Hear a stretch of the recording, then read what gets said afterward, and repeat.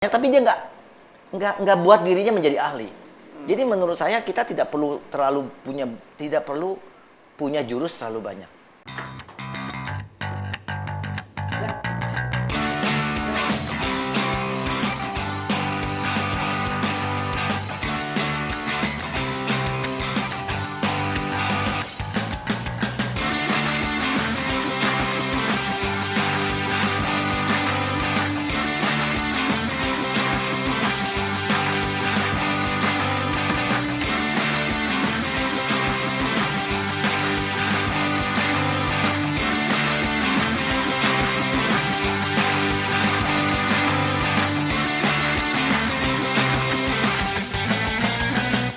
Jurus itu dilatih terus-menerus sampai 1000 kali sehingga jurus itu apa yang kita ketahui tadi menjadi bagian dari hidup kita.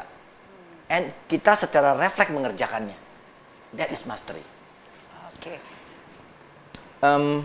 Saya mau kasih ilustrasi boleh? Boleh, silahkan. Boleh, saya masuk ke flip chart ya. Ke flip chart ya.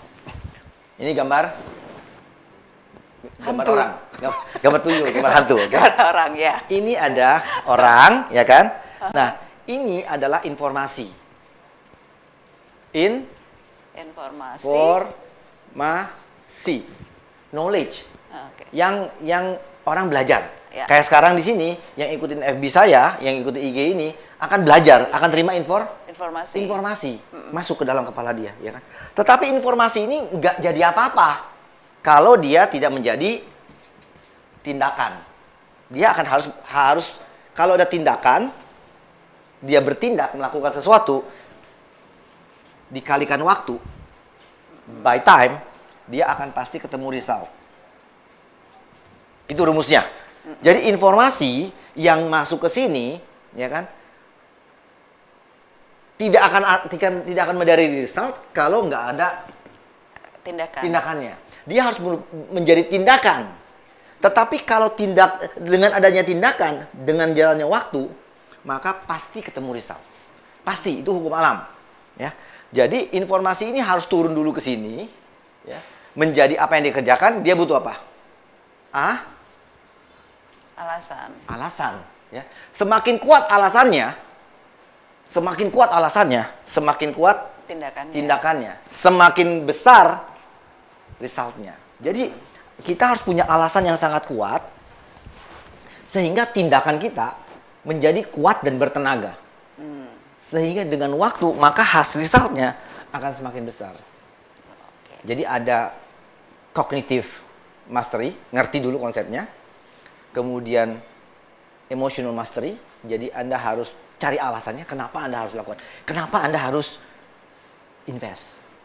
Ya. Kenapa harus belajar main properti, kenapa harus bangun bisnis, itu Anda harus punya alasannya, ya.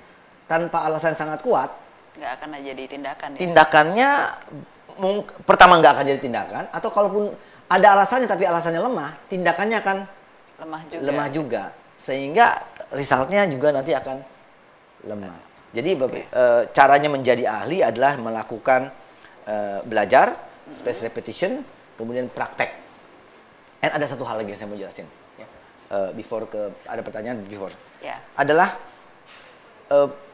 kemarin saya ketemu sama satu anak nasabah, ya, menarik. Dia bilang sama saya, dia datang ke kantor, kemudian dia bilang sama saya begini, Bapak tuh ketemu sama saya 10 tahun yang lalu, saya udah lupa. Ya, Bapak ketemu sama saya tuh 10 tahun yang lalu. Saya sama Papa, saya kenal Papanya. Ya. Saya tanya, gimana Papa, sehat? Oh sehat Papa, dia bilang gitu. Oh iya, saya sama Papa ketemu Pak Alex, dia bilang gitu. Terus saya dikasih modal sama Papa saya 25 juta ya, buat main saham. Ya. Terus Papa saya nanya sama Pak Alex, saya masih ingat jawabannya Pak Alex dia bilang itu. Saya udah lupa. Okay. Papa saya nanya sama Pak Alex bilang, ini gimana nih? Saya kasih anak saya modal 25 juta. Terus saya ingat jawaban Pak Alex, uang itu pasti habis. Ya.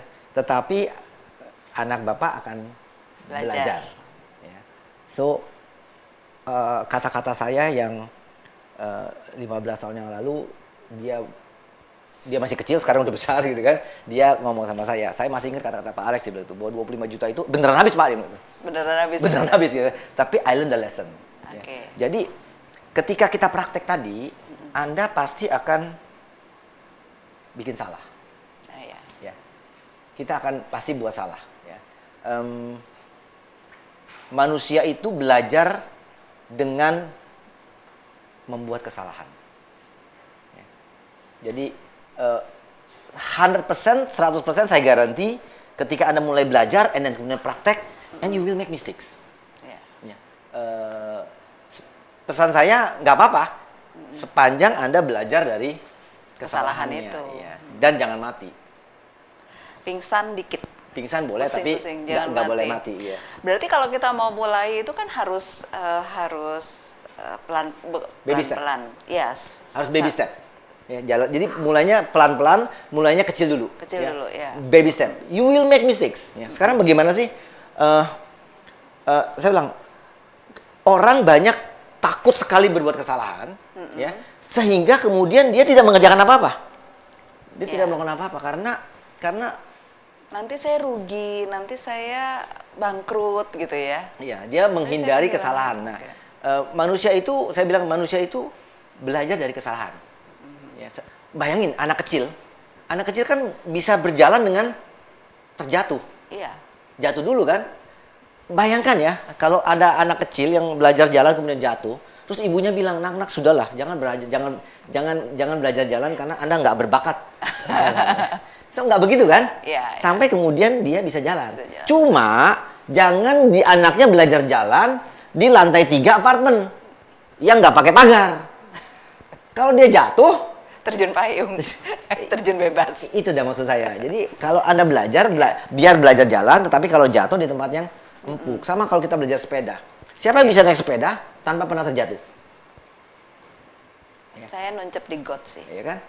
Naik motor. Siapa yang hanya ada 2 tipe biker yang naik motor, kata teman saya. Satu, naik motor yang akan jatuh, dan satu naik biker yang sudah jatuh, dan 2 biker yang akan jatuh. Oh ya. Hanya Jadi ada 2. dua-duanya akan jatuh. Akan jatuh. Oke. Masalahnya jatuhnya di mana? Jangan jatuhnya masuk jurang, you die. Ya. Tapi kalau jatuhnya di tempat yang aman, maka kita masih bisa bangun lagi. Ya. Yeah. So the secret of making mistake adalah jangan mati. Oke. Jadi baby step. Ya, coba kecil-kecil, and then you learn from the mistake, and then belajar, and then you learn, and belajar, and then lama-lama Anda menjadi ahli. Ahli ya. Baik, Pak Alex, di minggu lalu itu ada yang tanya juga di FB, masih kaitannya tentang saham. Oke, sudah ada yang bergabung. Dari Reza_Alpha77. Pak Alex mau tanya dong, bagaimana membangun atau mengalokasikan aset yang lebih agresif untuk seorang karyawan yang notabene penghasilannya cuma dari gaji? Ada 4 jenis Aset. ya kan? Mulai membangunnya dari mana? Dari cash reserve. Dari cash, ya kan. Yang paling gampang apa? Nabung. Nabung. Agresif nggak? Kagak. But you have to start somewhere. Anda harus mulai kan, ya kan? We have to start somewhere, ya. Jadi jangan buru-buru mau gini. Ada yang namanya risk and risky. Ya. Ada namanya resiko dan beresiko. Ya. Resiko itu selalu ada. Ya. Saya duduk di sini di studionya Mas Tommy. Ada nggak saya resiko mati ketabrak helikopter? Ada sih. Ada. Ada ya kan? sih. Ada kan helikopter tiba-tiba Iya, jatuh, ada sih. ya kan? Jadi ada nggak resiko saya mati ketabrak helikopter? Ada. Ada, tapi kecil sekali. So, saya mati sekarang ketabrak helikopter itu ada resikonya, tetapi tidak riski, tidak beresiko. Resikonya kecil. Ya. Nah, ini penting untuk tahu. Tadi Anda mau mulai berinvestasi kan, mau membangun aset ya kan? Aset. Oh, saya mau aset yang agresif. Oke. Saya harus menjelaskan konsep resiko dan beresiko ini. Kalau saya main surfing di Bingin, di Padang-Padang, di Uluwatu sana, yang ombaknya 3 meter, ya kan? Yang kiri kanannya ada karang, ya, yang ombaknya besar-besar. Kalau saya main surfing di sana, ada nggak resikonya saya mati? Ada. Ada. Beresiko nggak? Iya. sangat beresiko, Sangat ya kan? beresiko. Kemungkinan besar kalau saya main surfing di sana, saya akan terdampar di Australia sana. Ya. So, Alex main surfing di Bingin itu udah punya resiko sekaligus Beresiko. beresiko.